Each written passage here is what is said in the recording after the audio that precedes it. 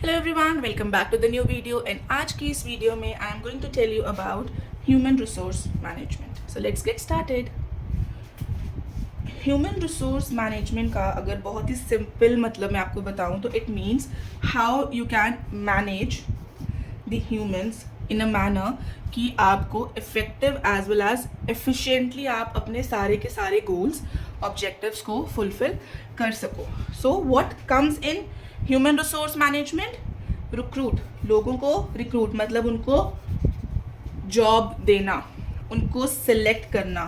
हमारे पास बहुत सारी एप्लीकेशंस हैं, उस एप्लीकेशंस में मैं अपनी ऑर्गेनाइजेशन के लिए, अपनी कंपनी के लिए बेस्ट कैंडिडेट को सिलेक्ट करूँगी, उसको ट्रेन करूँगी और उसकी पावर्स को, उसकी जो भी स्किल्स हैं उसको डेवलप करूँगी इन अ मैनर ताकि मेरे पास इफ़ेक्टिव और एफिशिएंट मैन पावर हो।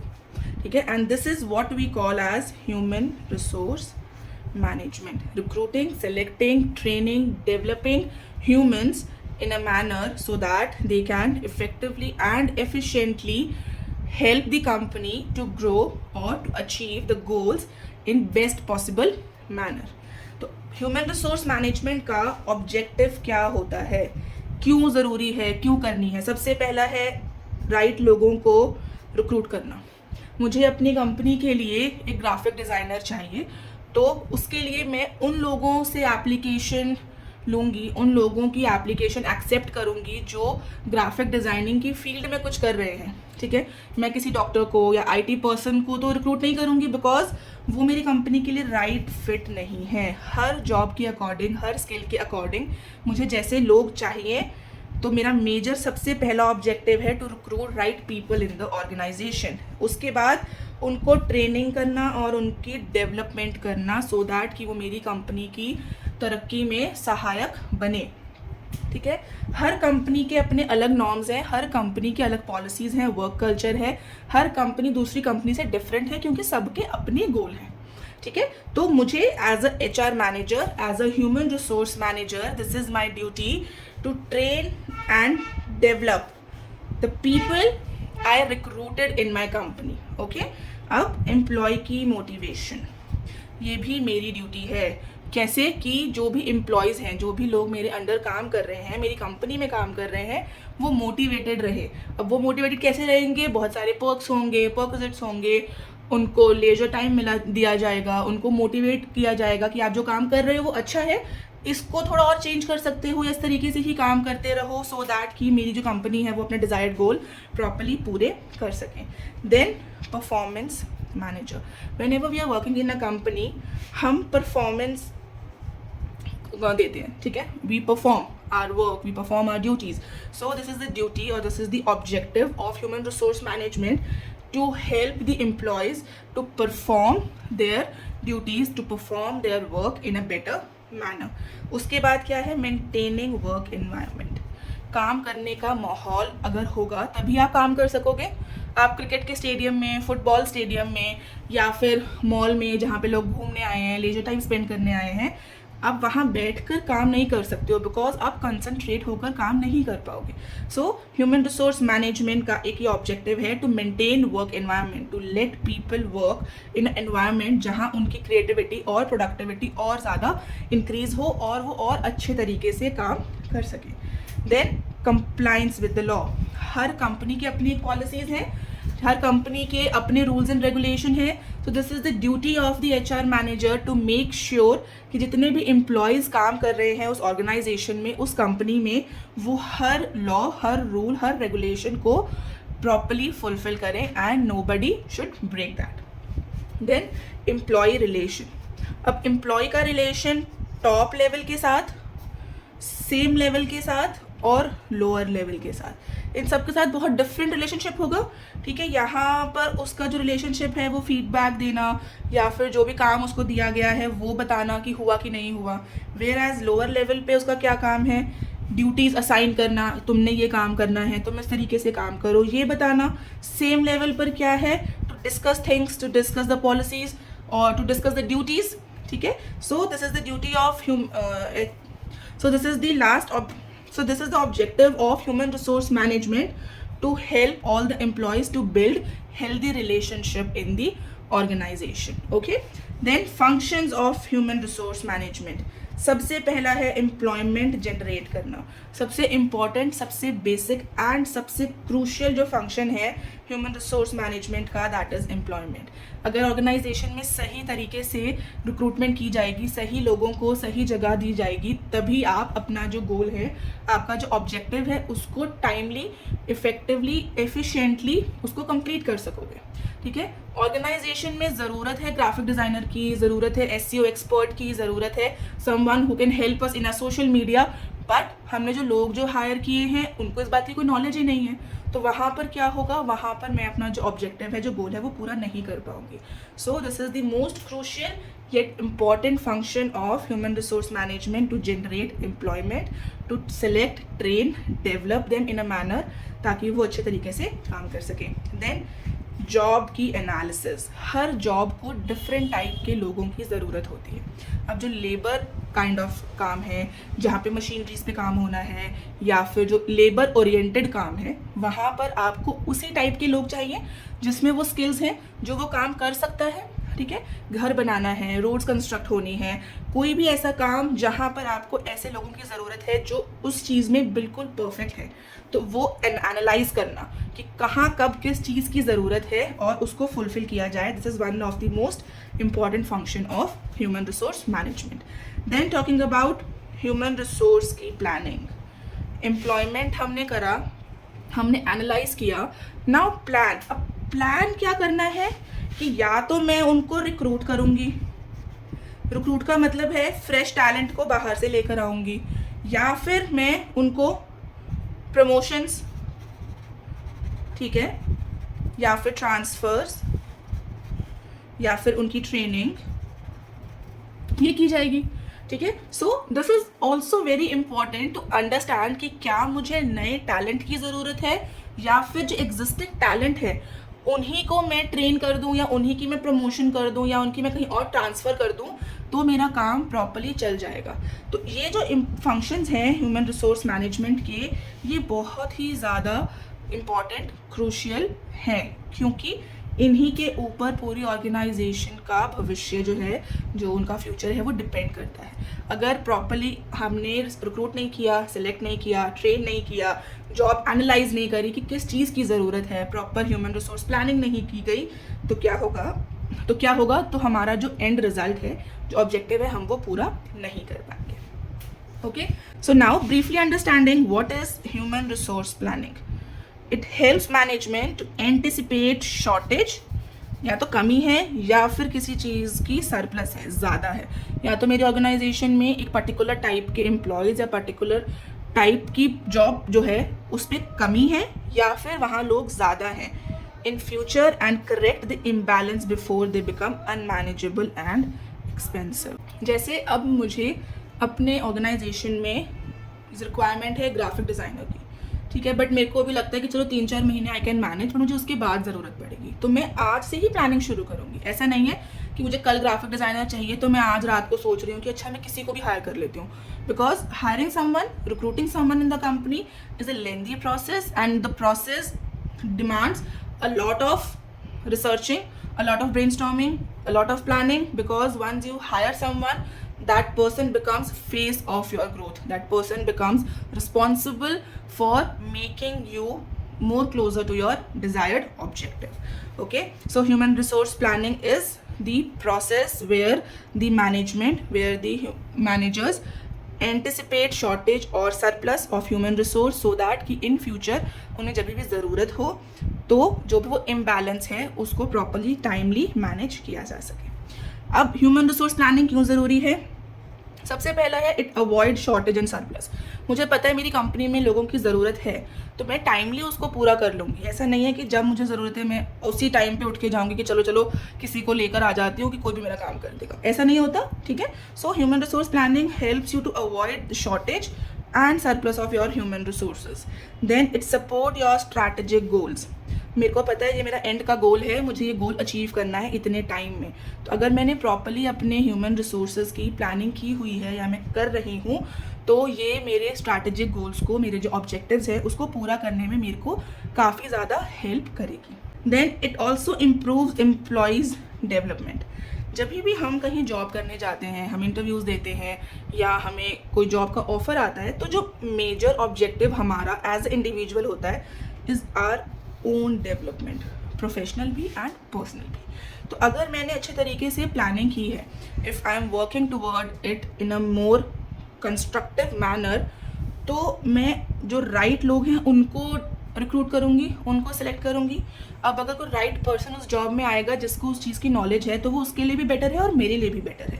सो जो ह्यूमन रिसोर्स प्लानिंग है वो इम्प्रूव करती है एम्प्लॉयज़ की डेवलपमेंट. अगर मैं सही तरीके से काम कर रही हूँ सही पोजीशन पे, जिसकी मैंने पढ़ाई करी है, जिसकी स्किल्स मेरे पास हैं, तो मैं ज़्यादा प्रोडक्टिवली काम कर सकूँगी. ठीक है. It also helps to enhance the recruitment. Recruitment का प्रोसेस कॉन्टिन्यूस तो है लेकिन टायरिंग भी है. तो अगर आपको ये नहीं करना कि आपने इतनी प्लानिंग के बाद एक गलत एम्प्लॉय को हायर कर लिया, गलत स्किल सेट के बंदे को हायर कर लिया, फिर दोबारा से वही सेम काम करना पड़ेगा. So it's better to take a break, work on your goals, enhance the recruitment in a proper manner so that आप अपने ऑब्जेक्टिव के पास जल्द से जल्द और प्रोडक्टिवली पहुंच सको. Cost management. पैसा लगता है किसी को हायर करने में, क्योंकि उसको पैसा देना भी है. रिक्रूटमेंट का प्रोसेस है, पेपर्स हैं, a lot of cost involves while you are planning your human resource. So अगर सही तरीके से काम किया गया है तो ऑटोमेटिकली जो आपकी कॉस्ट है वो भी सेव हो रही है, रिसोर्सेज भी सेव हो रहे हैं, आपका माइंड है वो भी सेव हो रहा है, आपके काम करने का तरीका, everything you are saving every single thing if you are planning it in a proper manner. Then adaptability. Human resource management or human resource planning helps you to adapt the changes, adapt the lifestyle, adapt the circumstances in a more positive manner. Now let's talk about process of human resource planning. तो सबसे पहले मैं क्या plan करूँगी कि मेरा objective क्या है. ठीक है ना, मुझे क्यों ज़रूरत है, मुझे अपनी कंपनी के लिए कोई एक ग्राफिक डिज़ाइनर हायर करना है, तो मुझे क्यों करना है. पहला तो क्वेश्चन ये है ना, क्यों करना है. ठीक है. जब मुझे उस क्यों का जवाब मिल गया, क्यों करना है, क्योंकि मेरी कंपनी में ग्राफिक डिज़ाइनर नहीं है, क्योंकि मुझे अपनी सोशल प्रेजेंस इंक्रीज करनी है, क्योंकि मुझे बेटर कंटेंट डिलीवर करना है. ठीक है. उसके बाद मैं अपनी करंट मैन पावर इन्वेंट्री को एनालाइज करूँगी, है नहीं है, शॉर्टेज है, सरप्लस है. यहाँ पे पढ़ा था ना हमने, it helps the anticipate shortage और सरप्लस. ठीक है. तो है नहीं है, कितना है, कितने की ज़रूरत है, सेकेंड स्टेप वो आ जाएगा. सबसे पहले मैंने देखा किस चीज़ की रिक्वायरमेंट है और क्यों चाहिए. फिर मैंने अपनी कंपनी में एनालाइज़ किया कि भाई मेरे पास एक ही ग्राफिक डिज़ाइनर है बट काम इतना ज़्यादा है, तो मुझे एक और की ज़रूरत है. ठीक है. फिर मैंने डिमांड फोरकास्ट किया. ठीक है, कि मुझे किस टाइप की या क्या डिमांड है, कब तक चाहिए, कितना काम मेरा है, कितने की ज़रूरत है, वो किया. उसके बाद जॉब की रिक्वायरमेंट, मुझे ग्राफिक डिज़ाइनर चाहिए तो कौन से सॉफ्टवेयर्स है, उसमें उसकी प्रोफिशिएंसी होनी चाहिए, क्या क्या काम मुझे करवाना है, कितना काम कराना है, मेरे को सिर्फ पोस्ट बनवानी है या मेरे को प्लस वीडियो एडिटिंग भी चाहिए, और what I want. Then I sit and I write down the job requirement. Then employment के प्लान, टेम्परेरी चाहिए, परमानेंट चाहिए, फुल टाइम चाहिए, पार्ट टाइम चाहिए, फ्रीलांस चाहिए, किस टाइप के मुझे एम्प्लॉयमेंट की रिक्वायरमेंट है, क्या क्या मुझे करना है, किस तरीके से होगा. Then I do the advertising, then training and developing. Advertising मैंने करी, मैंने हायर किया, उसके बाद मैंने उनको ट्रेन एंड डेवलप किया, मैंने उनको ट्रेनिंग की. बिकॉज मेरी ऑफिस का जो इन्वायरमेंट है, मुझे जो वर्क कल्चर चाहिए, मुझे जिस तरीके से काम चाहिए, मैंने फिर उस पर काम किया. Then appraisal of the man power. Now after some times, if I am happy with the work, if I want that person to be permanent with me, then I go into that direction. ठीक है. After that we talk about demand forecasting. Demand forecasting होती क्या है? It is a process of estimating the requirement of different kind of personals in future. मुझे कितने type के, कौन से टाइप के लोग चाहिए अपनी ऑर्गेनाइजेशन में, मैं उसको फोरकास्ट करती हूँ ऑन द बेसिस ऑफ मेरा एनुअल बजट क्या है, लॉन्ग टर्म कॉर्पोरेट प्लान्स क्या है, कितने लंबे टाइम के लिए मुझे ग्राफिक डिज़ाइनर चाहिए, क्या मैं अभी उतना बजट उठा सकती हूँ, क्या मैं अभी इतना पेमेंट कर सकती हूँ, किस तरीके से मैं उसको पेमेंट करूँगी, क्या क्या होगा. We talk about that in demand forecasting. ठीक है.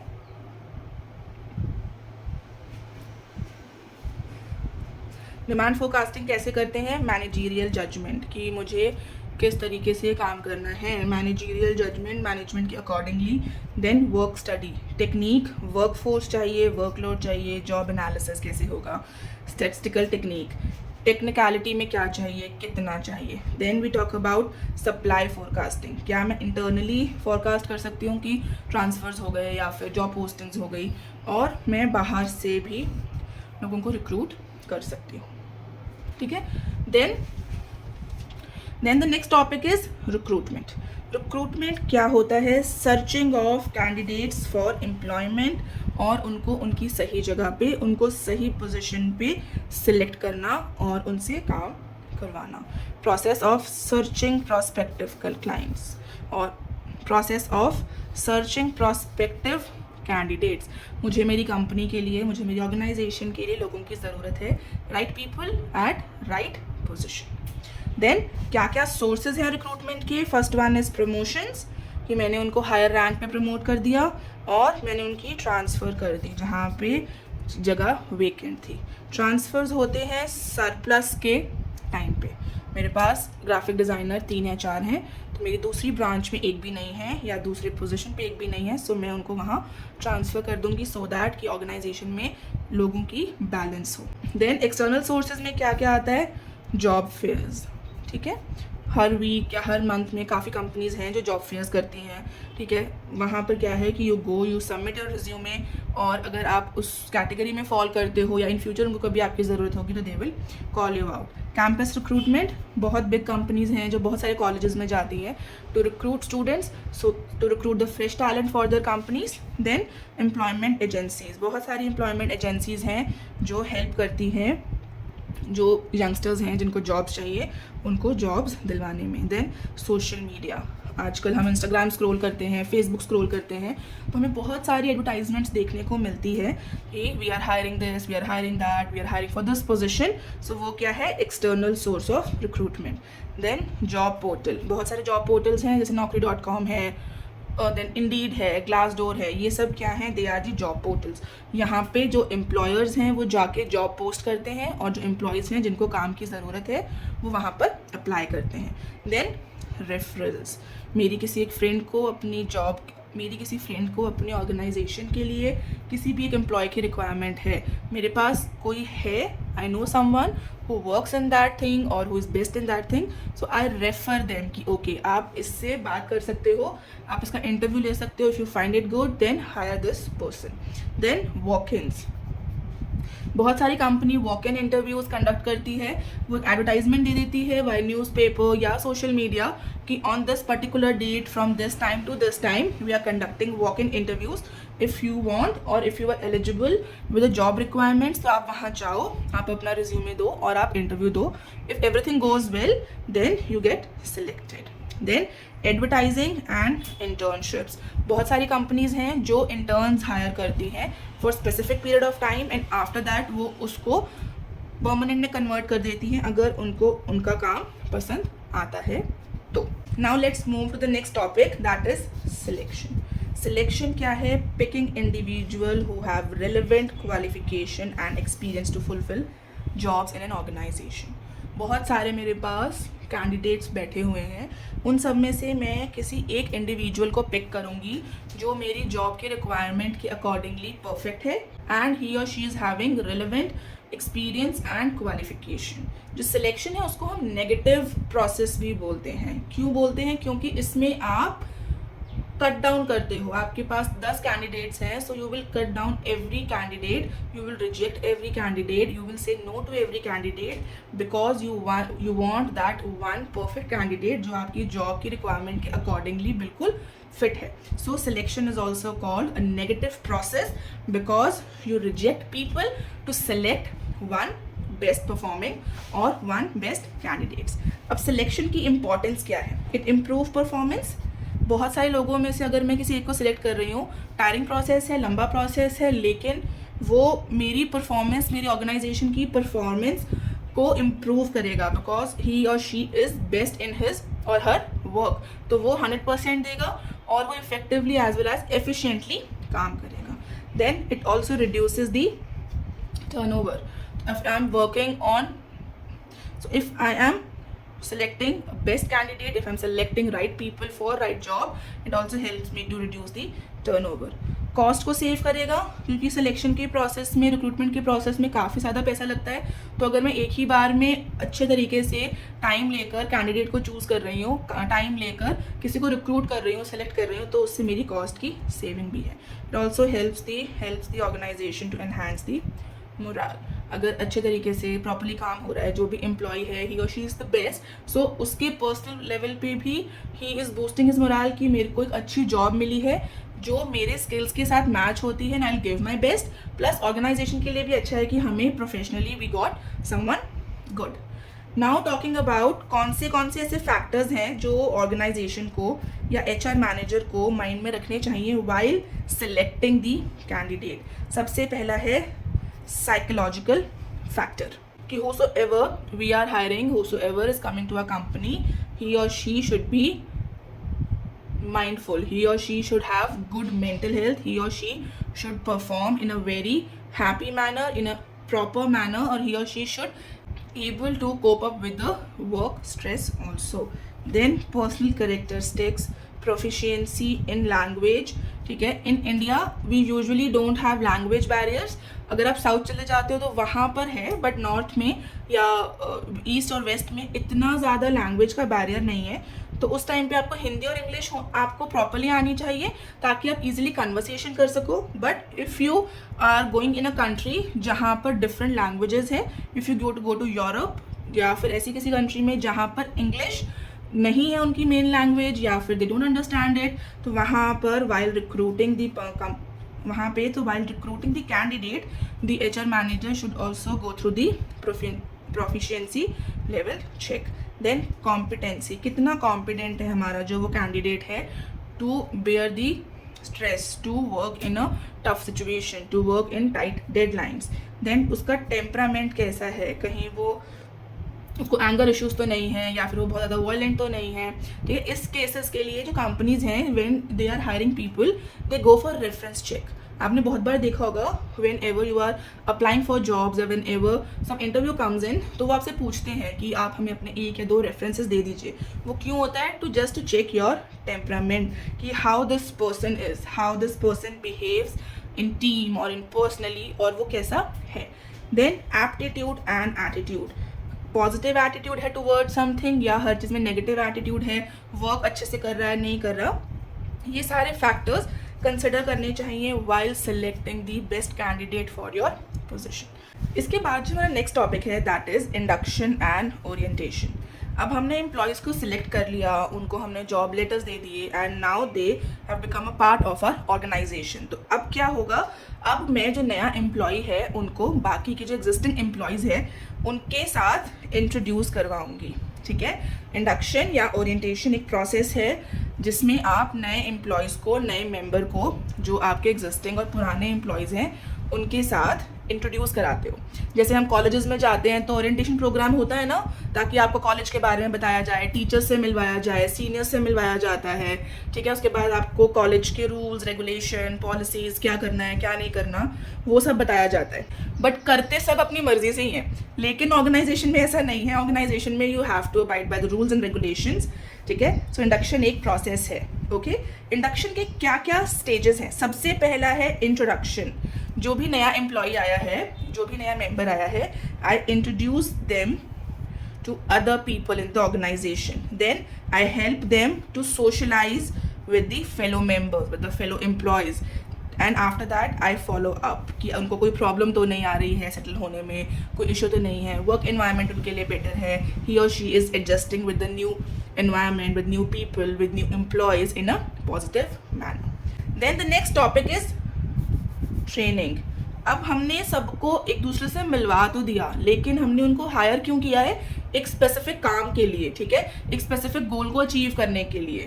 तो अब मुझे उनको उसके अकॉर्डिंगली ट्रेन करना पड़ेगा. हर कंपनी, हर ऑर्गेनाइजेशन के अपने अलग अलग पॉलिसीज़ हैं, अलग अलग रूल्स हैं, रेगुलेशंस हैं, प्रोसेस है, how they complete their task, how they achieve their targets. तो now what I do, I help employees to learn the skills and knowledge in the organization so that they can do their job effectively. हर काम को करने का अपना एक set rules and regulation होते हैं। तो इन ट्रेनिंग जो HR मैनेजर हैं या जो सुपीरियर्स हैं वो अपने सबॉर्डिनेट्स को, जो नए एम्प्लॉयज़ हैं या जो एग्जिस्टिंग एम्प्लॉयज़ हैं उनको भी ट्रेन करते हैं सो दैट कि वो अपना काम जो है वो इफ़ेक्टिवली कर सकें और अपने जो गोल्स हैं उनको टाइमली कंप्लीट कर सकें।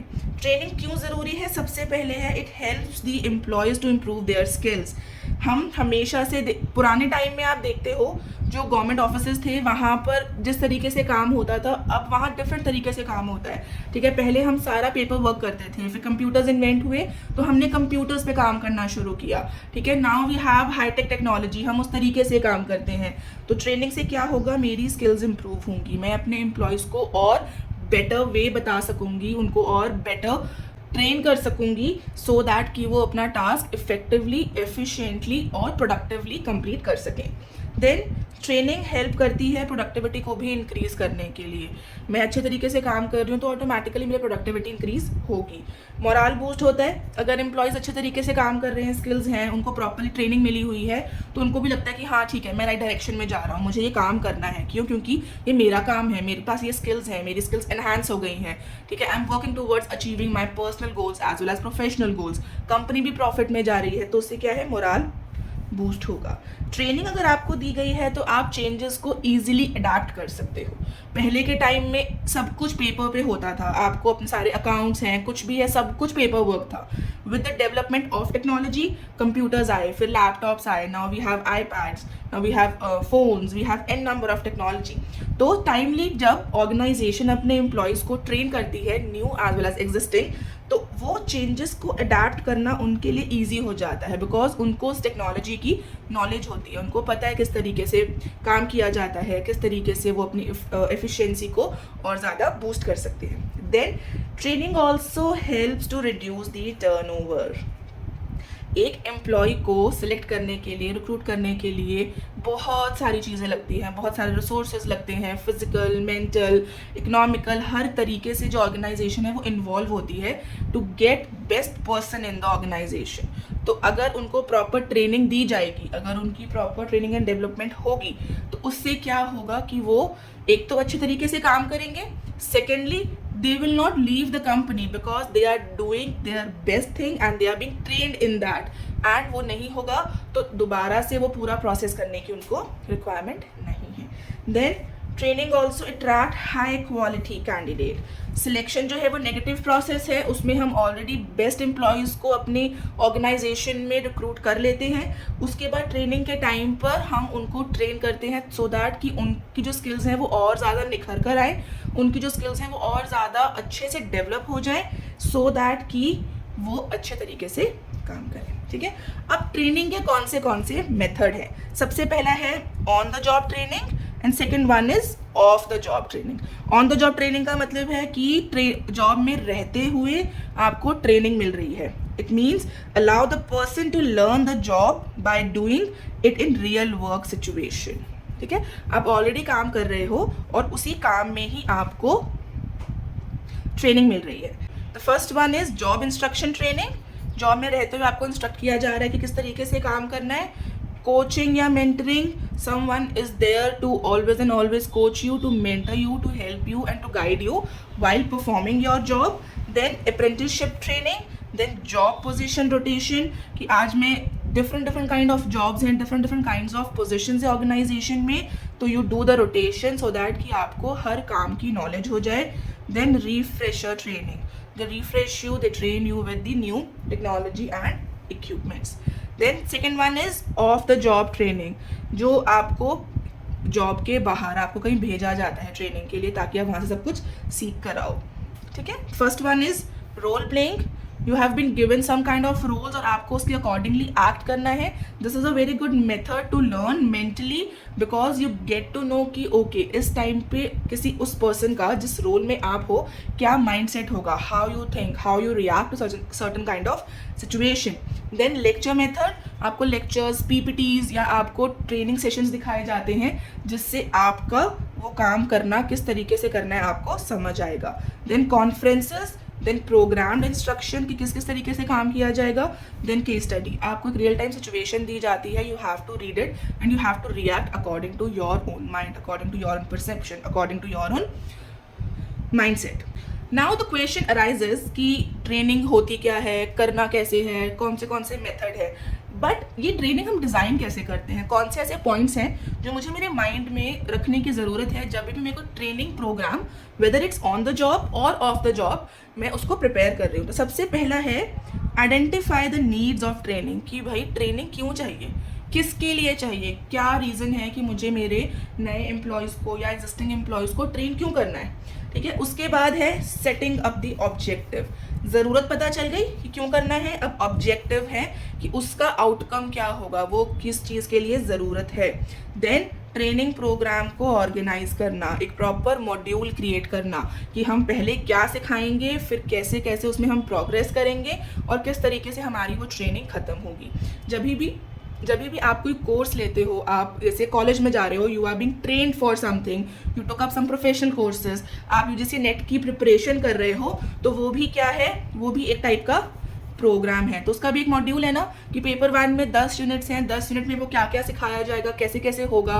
पेपर 2 में मैनेजमेंट में 10 यूनिट्स हैं, हर यूनिट में कितने टॉपिक्स होंगे, किस किस तरीके से आप पढ़ाई करोगे, क्या क्या रिक्वायरमेंट है. सो ये क्या है, it is a organizing the program. इसी तरीके से जब हम ट्रेनिंग के लिए कोई प्रोग्राम सेट करते हैं, so we set a module, उसके बाद हम उसको इवैल्यूएट करते हैं. प्रोग्राम जब आपने बना लिया, उसको आपने अप्लाई करना स्टार्ट किया, आफ्टर दैट आप उसको इवैल्यूएट करते हो कि जो मैंने प्रोग्राम बनाया था, जो मैंने ट्रेनिंग के मेथड सेट किए थे, क्या वो सही तरीके से काम कर रहे हैं, जो मैं अपने एम्प्लॉयज़ को सिखाना चाह रही थी, क्या वो एम्प्लॉयज़ वो सीख रहे हैं, क्या वो सेम आउटपुट है जो मैंने डिज़ायर की थी. ठीक है, in case if it's a yes then it's okay, if in case it's a no then I have to reevaluate my training program. Okay, after that is job analysis.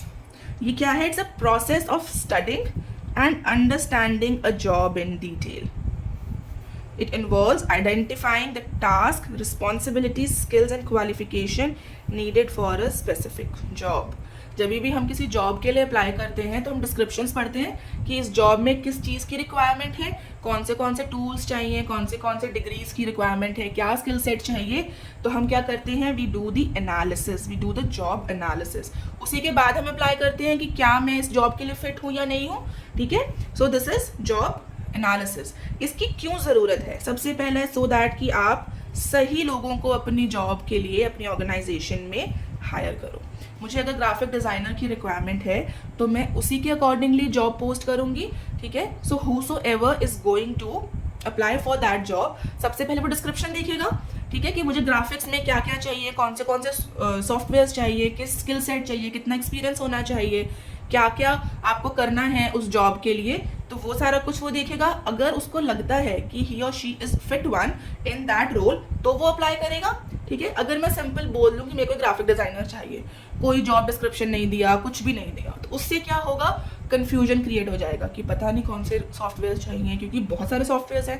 ठीक है, पता नहीं क्या skill set चाहिए, कितना experience चाहिए. सो वो confusion create कर देगा. तो हो सकता है एप्लीकेशन तभी भी मेरे पास आए, लेकिन तब मैं अपनी ऑर्गेनाइजेशन के लिए राइट पीपल को हायर नहीं कर सकती हूँ, बिकॉज मेरी जॉब एनालिसिस ही ठीक नहीं थी. Okay, then training and development. It will also help in training and development of the employees in a better manner. क्यों, क्योंकि ऑटोमेटिकली ऑलरेडी उनके पास वो वाली स्किल सेट हैं जो मुझे ज़रूरत है. मुझे सिर्फ उनको पॉलिश करना है. मुझे उनको स्टार्टिंग से ग्राफिक्स सिखाना नहीं है कि कट कॉपी पेस्ट कैसे करना है, आपको ब्लेंड कैसे करना है, आपको कोई चीज़ आपको पोस्ट कैसे बनानी है. सो मेरे को स्क्रैच से नहीं सिखाना है, मुझे सिर्फ उनको पॉलिश करना है. तो अगर मैंने डिस्क्रिप्शन में ठीक से सब कुछ लिखा है और उसके बाद the person who analysing it, उन्होंने ठीक से एनालाइज किया है, तो ट्रेनिंग एंड डेवलपमेंट में मेरे को ईजी रहेगा. Then compensation. If I am hiring right person for my job, if I'm hiring best one for my job, it will become easy for employer as well as employee to demand right compensation for them. ठीक है, then work place design. अगर अच्छे तरीके से सारा काम हो रहा है तो I have a designed team, I have a designated people who are working day and night to achieve the personal professional growth. Now methods क्या क्या है जॉब एनालिसिस के? सबसे पहला है observation, then interviews, then questionnaires, diaries and then existing documents. या तो आप ऑब्जर्व कर रहे हो कि ओके ये वाली जॉब लिस्ट है, इस तरीके से काम होना चाहिए कि ये सारी चीज़ें होंगी, या आप इंटरव्यू कंडक्ट कर रहे हो, ठीक है, या फिर आप क्वेश्चनेयर्स फिल करवा रहे हो, आप डायरीज देख रहे हो, या फिर आप एग्जिस्टिंग डॉक्यूमेंटेशन को केयरफुली रीड कर रहे हो to study and to understand the job in detail, so that कि मैं जो भी टास्क, रिस्पॉन्सिबिलिटीज़, जो भी स्किल्स या क्वालिफिकेशन रिक्वायर्ड है उस स्पेसिफिक जॉब के लिए उसको प्रॉपरली पूरा कर सकूं। ठीक है, नाउ क्या क्या स्टेप्स हैं जॉब एनालिसिस के?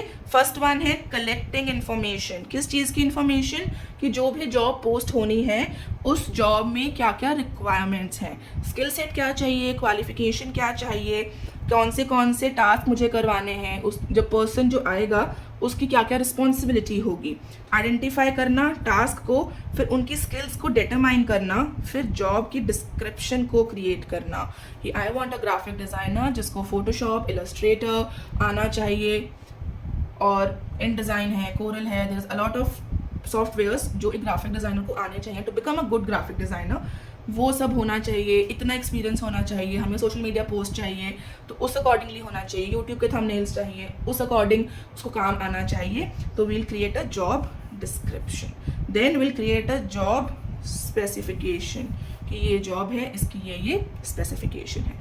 सो this is the steps of, these are the steps of job analysis.